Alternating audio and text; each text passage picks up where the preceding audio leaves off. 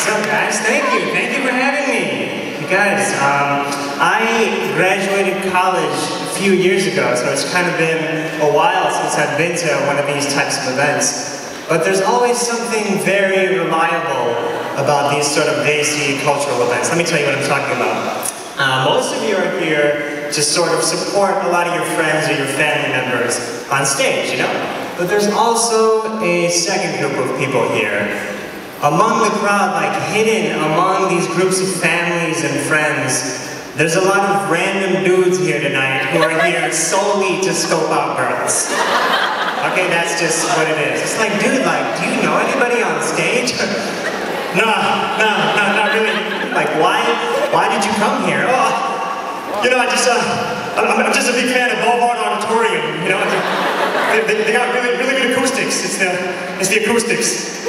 But you guys, I'm gonna tell you about some stuff that I don't like. I think we can all agree that small talk is the worst thing. You know, like usually when you're making small talk, it's the least sincere you are ever in your life. You know, usually it's just like, hey, how are you? And then that's it, you know? But what's weird is when you make small talk with somebody and you ask them how they are, and they respond brutally honestly and tell you all of the horrible things that are going on in their life. Like, for example, I ran into this girl from school at the grocery store, and I was just like, hey, what's up? And she's like, oh my God, I'm having the worst day.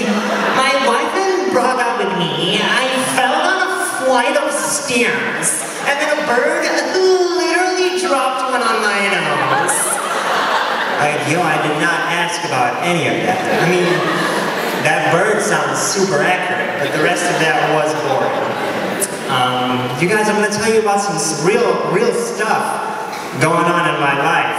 I dropped out of medical school 2 years ago, thank you. Thank you. It was the most rebellious thing that I've ever done in my life. You know, thank you so much. I've never really done anything that crazy before.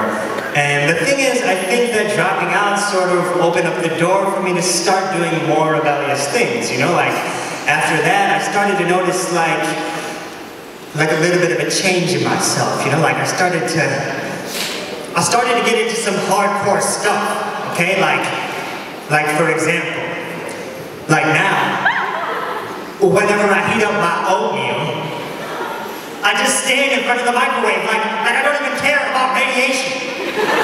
Okay? It gets worse. Okay? Things that you don't even want to know about.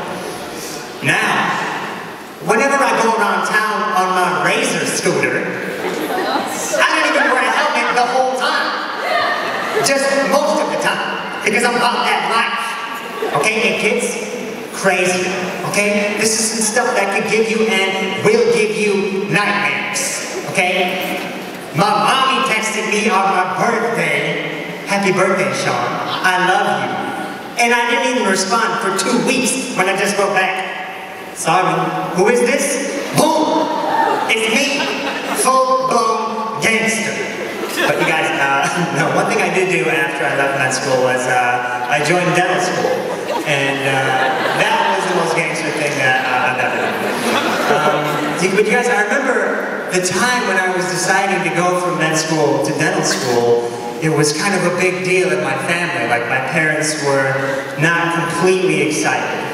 You know, and I think like that fact right there sort of illustrates the main difference between Desi people and every other race. I think every other race can get away with more extreme forms of rebellion. You know, like for example, most people when they rebel are like, yo, I stole some stuff. Or like, yo, I slapped a police horse. You know, like really hardcore stuff.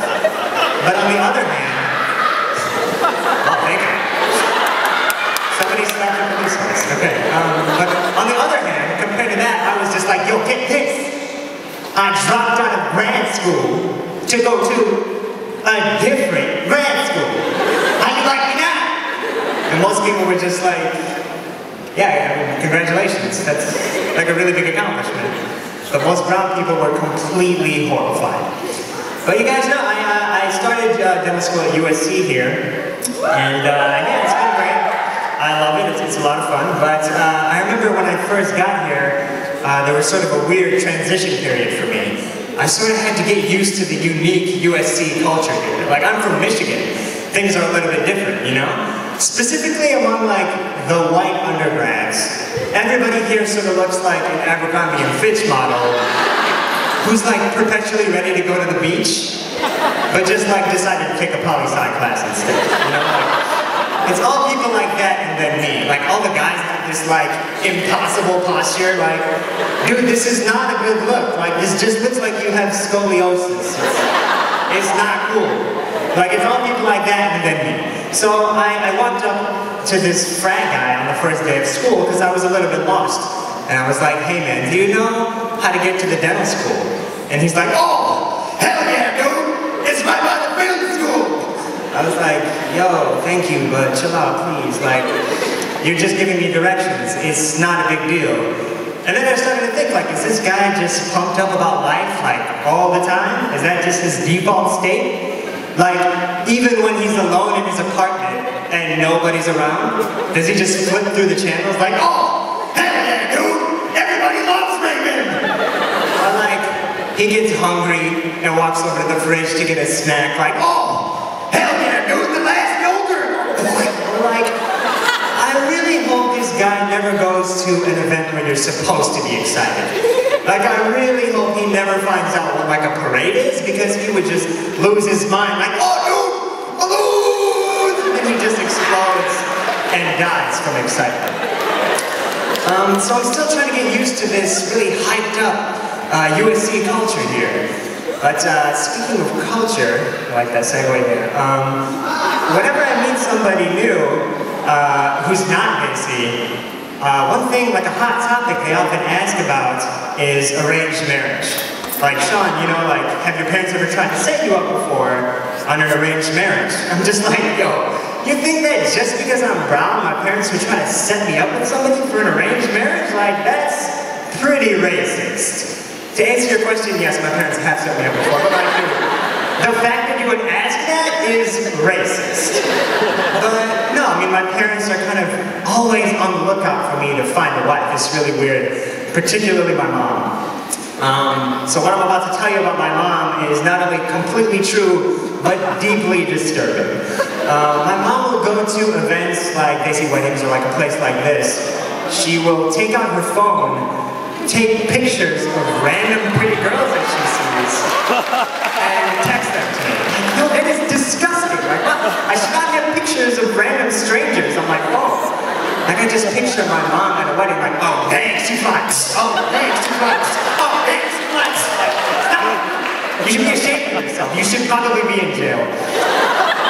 So you guys, the main reason I'm on stage tonight is to apologize on behalf of my family for my mother's creepy behavior. So if you're out about at like a wedding or like a place like this, and you see an older Desi lady who looks like me taking out her phone, she's not checking her email or doing anything important. She's taking a picture of you and she's sending it to me. So everybody, please just be aware of your surroundings, be alert. It can happen to anybody at any time. Thank you guys so much. I'm Shaan Baig.